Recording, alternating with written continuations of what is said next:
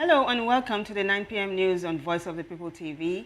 I am Vivian Oguche. Before we begin the news, we'll take a short break. Stay with us.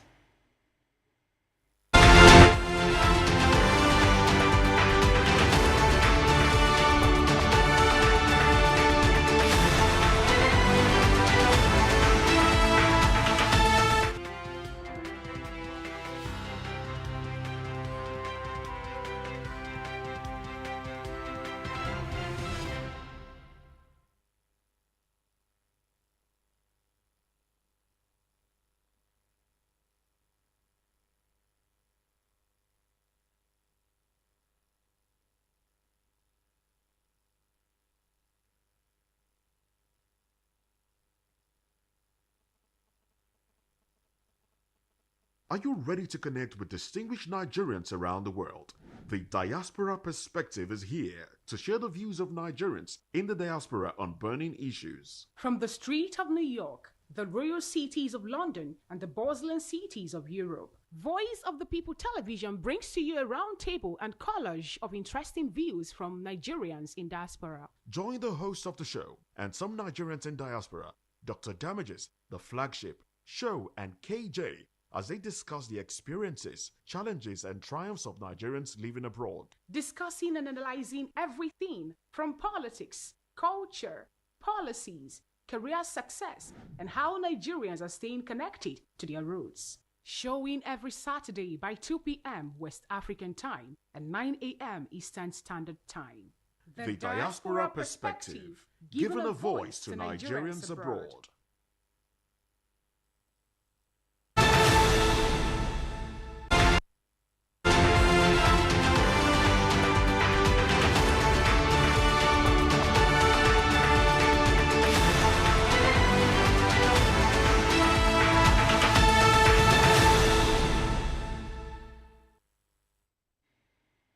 Well, you're welcome back. Before we begin the news, kindly visit our website, www.vop.ng, for fresh and trending news.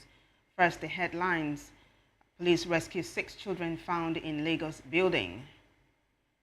Also, Tinubu mourns pioneer broadcaster Adaba. Federal government unveils first non-surgical spinal decompression center. The state's family demands restitution from IBB. Also, 5 killed, 4 injured in Edo cocoa farm clash. And in business, federal government plans building materials, hubs nationwide. And in sports news, injured Awoniyi returns Sunday against Newcastle. In entertainment news, AYZ bags double nominations at Headies. And now the news in detail. The Lagos State Police Command has rescued 6 children from a building within an estate in the Ejigbo area of the state. The command spokesperson Benjamin Hundeyin confirmed this to newsmen on Saturday in Lagos.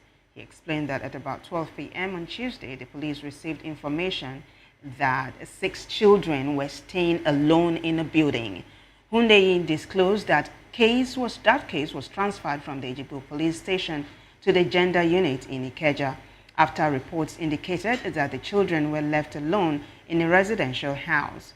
According to him, initial findings revealed that their mother was currently abroad on medical treatment and had left them with a caregiver. The spokesperson added that efforts were underway to contact their mother and investigations ongoing to gather more details about the case.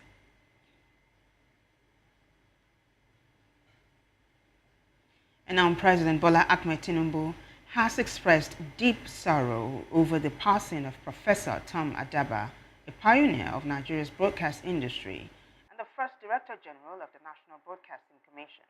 In a condolence message to Adaba's family, the government and the people of Kogi State, President Tinubu hailed the late media luminary's remarkable contributions to journalism, particularly in the field of broadcasting. According to a statement by his special advisor on information and strategy, Bayo Onanuga, the president said Professor Adaba was an icon whose work shaped the landscape of Nigerian broadcasting. Adaba, who died at the age of 83, was instrumental in advancing media education.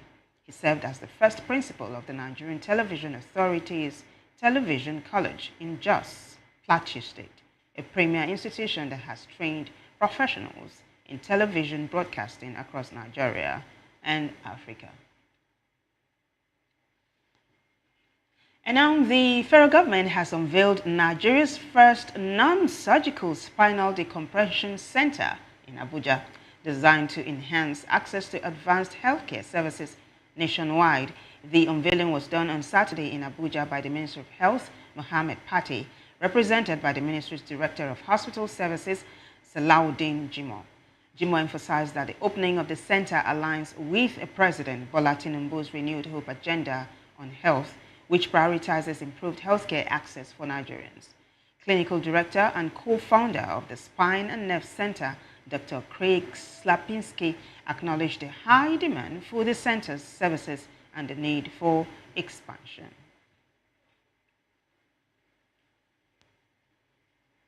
Well, away from health matters now, the Nigerian Civil Aviation Authority says it has accepted a call by the National Association of Nigerian Travel Agencies to regulate its members' activities. The Aviation Regulatory Authority, however, promised to commence engagements to bring the group under the authority's regulatory oversight. NCAA made this known through a post on X on Saturday by its Director of Public Affairs and Consumer Protection, Michael Achimogu. Achimogu described the call by the agents, members of the downstream sector in the aviation industry, as a forward-thinking proof that will not only protect the integrity of the agents before the flying public, but also be a landmark achievement that will curb quackery in the ecosystem. The NCAA regulates the entire aviation industry with the exception of agents who have been existing as an association but prominently confronted by the activities of quacks, swindling and suspecting Nigerians. Well, switching some gears now, the family of late General Mamman Vatsa has demanded that Nigeria's former head of state, General Ibrahim Babangida, make restitution for ordering his execution for his involvement in the botched coup in 1986. Babangida, in his autobiography, A Journey of Service, revealed details of the foiled coup allegedly led by his childhood friend Vatsa, which he said compelled him to choose between preserving a long-standing personal bond and safeguarding the nation's future. In the autobiography, which was launched on the 20th of February 2025, Babangida recounted how early warnings about Vatsa's alleged plans reached him as a series of rumors. Reacting to IBB's remarks, however, Vatsa's brother, Jonathan, insisted that the killing was unjust. He stated that even though the military tribunal sentenced his brother to death, he had the right to appeal, which was never granted. And now the Defense Headquarters says troops on internal security operations across the country have killed 82 terrorists and arrested 198 criminals within 1 week. In a statement, the Director of Defense Media Operations, Major General Marcus Kange, said the troops also rescued 93 kidnapped victims in 1 week and recovered 86 high-caliber weapons and 2,040 weapons across the theaters of operation in the country. According to Kange, 41 terrorists, comprising 10 males, 12 females, and 19 children surrendered to troops of Operation Hadinkai in the northeast. Meanwhile, he disclosed that troops in the Niger Delta region seized crude oil and other products worth over 500 million naira. Well, let's take you to Edo State now, where the police command on Saturday confirmed that 5 persons were killed and 4 others injured in the clash between cocoa farmers and some alleged produce thieves in the agrarian community of Belomotin in Ovia, southwest local government area of the state. The clash, which started on Thursday night, escalated on Friday morning as those believed to be sympathetic to the victims of the Thursday night fight mobilized and launched a counterattack on Friday morning. Earlier on Saturday, a source in the locality who pleaded anonymity said the crisis started on Thursday when an Ikale cocoa farmer hired some vigilantes to guard his cocoa farm, which had been under heavy poaching by some suspected Izon boys. However, the vigilantes were alleged to have killed 4 of the Izon boys while on duty. Well, you're still watching the 9 p.m. news on Voice of the People TV. When we return, PDP sweeps Osun poll, wins all 30 local government areas. Well, stay with us for this and more stories after the short break. We'll be back.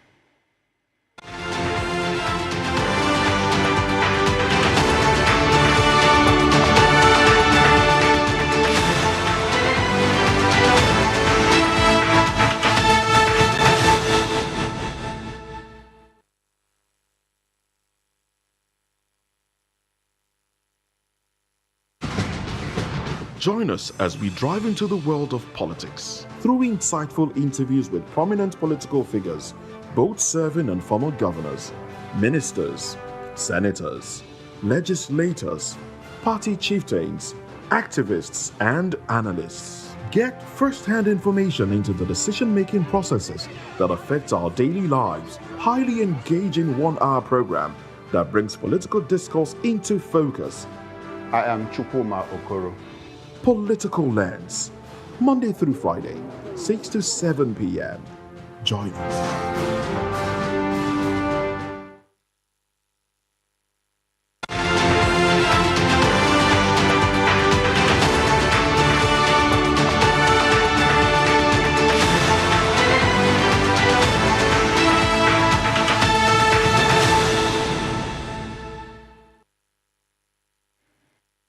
Welcome back. And now the People's Democratic Party has won all the chairmanship and councillorship seats in all the 30 local government areas of Osun State. Chairman of the Osun State Independent Electoral Commission, Hashim Abioye, made this known at a press conference on Saturday in Osogbo, the state capital. Meanwhile, it had earlier been reported that the streets of Osogbo were deserted as the government insisted on conducting the polls against the security advice from the Nigerian police force. Meanwhile, the Democratic Party has dismissed claims that it conducted its South-South Zonal Congress, stating that the reported gathering in Calabar, Cross River State, was not an official event of the party. Disclosing this in a statement on Saturday, the National Publicity Secretary, Debo Olugunagba, said the organizers of the gathering falsely claimed same to be the South-South Zonal Congress of the PDP. The statement further explained that the party had officially postponed the Congress to allow for broader consultations, restating its stance that the party urged members and stakeholders to disregard any event claiming to be its zonal Congress. Well, away from politics now, the Chief Executive Officer of Michenu Multipurpose Corporate Society, Uno Eke, has been sentenced to 1 year in prison for conspiracy, obtaining property by false pretense, and money laundering amounting to 2 billion naira.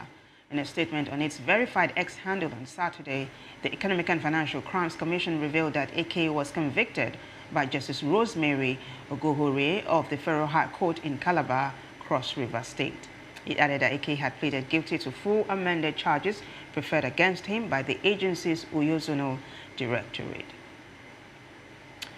Well, let's take you to Benue State now, where a group known as the Benue All Progressives Congress Elders Forum has expressed support for the State House of Assembly's recommendation to remove the state's Chief Judge, Justice Maurice Ikbambese. Speaking at a press conference in Makurdi, a former national chairman of the People's Democratic Party and spokesperson for the group, Senator Barnabas Gemade, said the party's elders fully back the Assembly's resolution on Ikbambese's removal. He revealed that there was an alleged misappropriation of funds to the tune of about 667 million naira under the Chief Judge's watch in just 1 year. The party elders also commended the House for suspending 13 members for ridiculing its resolution to suspend the Chief Judge. The Assembly had suspended the Chief Judge following allegations of corrupt practices, including mismanagement of the sum of over 666 million naira in less than 1 year, and abuse of office, among others.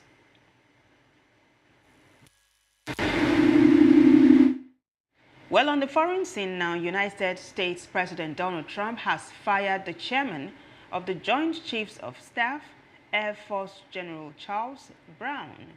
The president also has pushed out 5 other admirals and generals in an unprecedented shakeup of U.S. military leadership.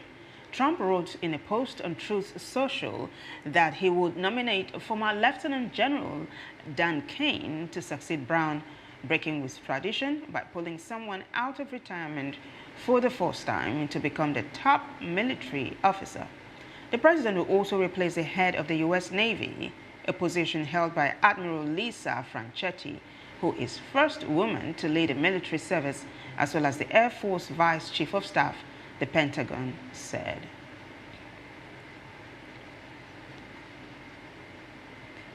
And now the 36 state governors under the Nigeria Governors Forum are seeking stronger collaboration with the United States in economic development, governance, and health. This was a key focus at their meeting in Abuja, where NGF, the chairman, and Kwara State Governor Abdulrahman Abdulrazak reaffirmed their commitment to working with state legislatures to drive governance reforms and ensure effective policy implementation at the substantial level. VOP TV's Matthew Ogumswada reports.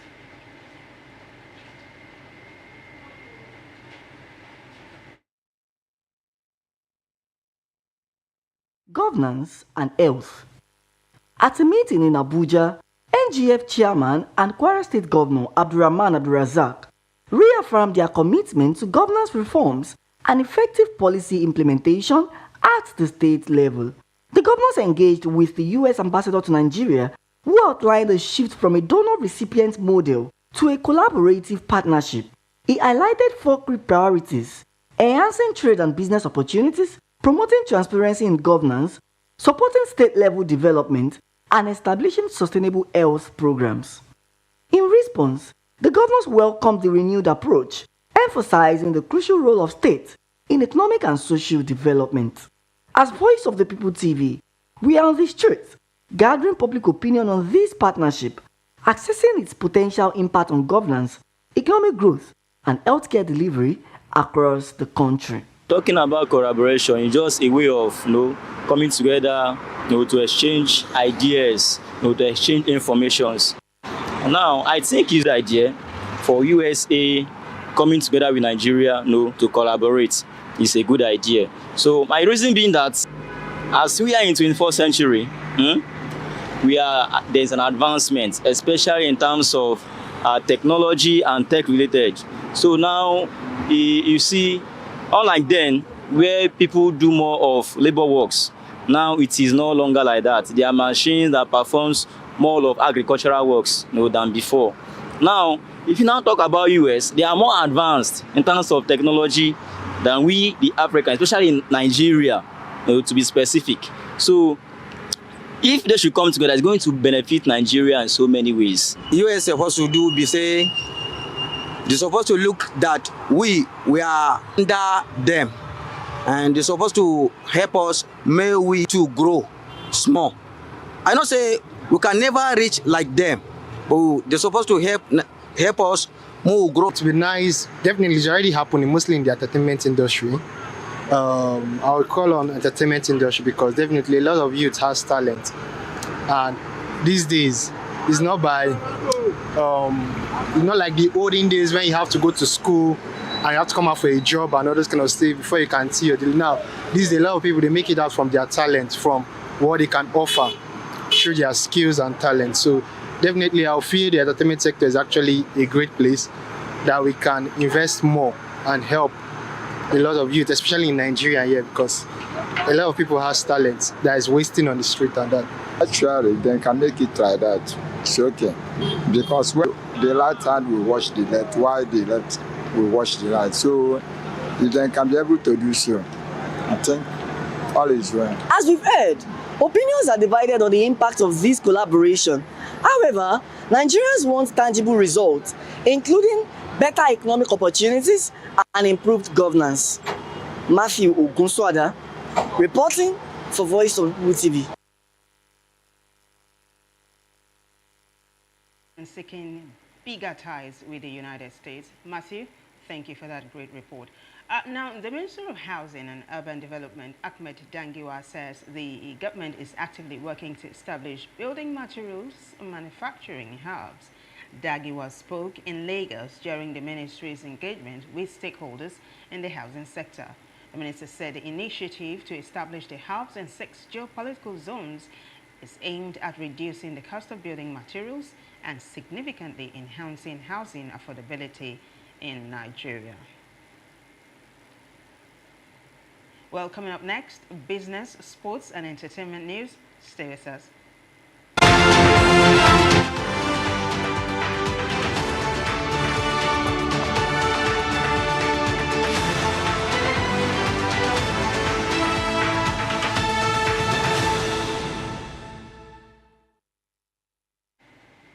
Welcome back.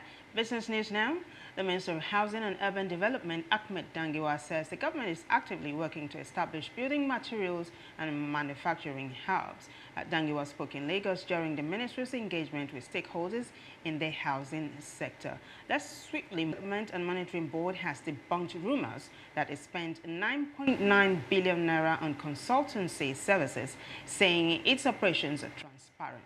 In a statement by the NCDMB Corporate Communications Department, the agency wondered how promoters of the allegation increased the figure from 7.7 billion naira to 9.9 billion naira within 1 week. It, however, clarified that in all these transactions, due process was followed and all expenditures approved with financial and procurement guidelines.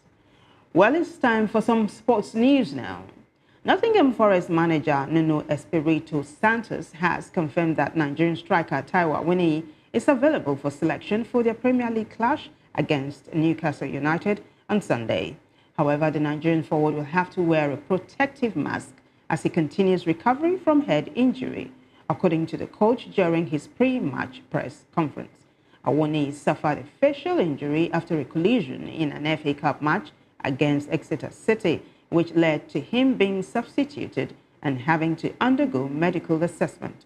The striker has since made progress in his recovery, but the club's medical staff have recommended that he wears protective mask while playing. Also, sports news, the former Super Eagles attacker Ojoyin Halo will be up against Super Eagles captain William Troost Ekong when their teams face off in Saudi Pro League today. Ihalo is set to make his 20th league appearance of the season as Mecca-based Al-Wenda travel to the 8,000-capacity Al-Hazem Club Stadium, seeking their first win in 7 matches and a chance to escape the relegation zone. Meanwhile, Al-Khaloud looked to rebound from their 2-0 loss to Al-Oroba FC on Valentine's Day. It has been a challenging season for Ihalo, who has managed just 4 goals in 19 appearances and is currently enduring a 5-game goal drought. However, the 35-year-old remains one of the Saudi Pro League's most formidable strikers, having scored at least 12 goals in each of the last 4 seasons. Let's take a look at some entertainment news now. After an outstanding 2024 hit record producer, AYZ has kicked off 2025 on a high note, bagging 2 Headies Awards nominations. Born Azuka Adaizi, 2024 saw AYZ dominate the charts, particularly in the first quarter, with his production on Kiss Daniel's Twe Twe and its remix featuring Davido. He followed up with another hit, Showa, from Kiss Daniel's TZA project, earning himself Headies nominations for Single of the Year and Collaboration of the Year for Twe Twe Remix. In addition to his accolades, Showa has also been nominated for Video of the Year, a testament to the stunning visual execution by T.J. Omori and Kiss Daniel. Well, it's a wrap for us on the news at 9, but before we go, a quick look at the headlines. Well, we told you that police has rescued 6 children found in Lagos building. Also, we brought you news that President Tinubu has mourned pioneer broadcaster Adaba. In the healthcare sector, we told you that the federal government has unveiled first non-surgical spinal decompression center. We also brought you reports that deceased's family demands restitution from IBB.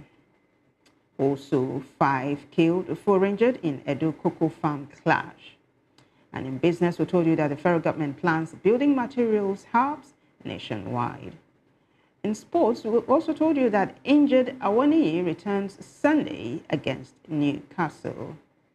And in entertainment news, AYZ backs double nominations at the Headies. Do well to subscribe to our YouTube channel. On YouTube, we are Voice of the People TV, and on other social media platforms, we are at VOP Live, VOP TV Live. I am Vivian Oguche. Good evening.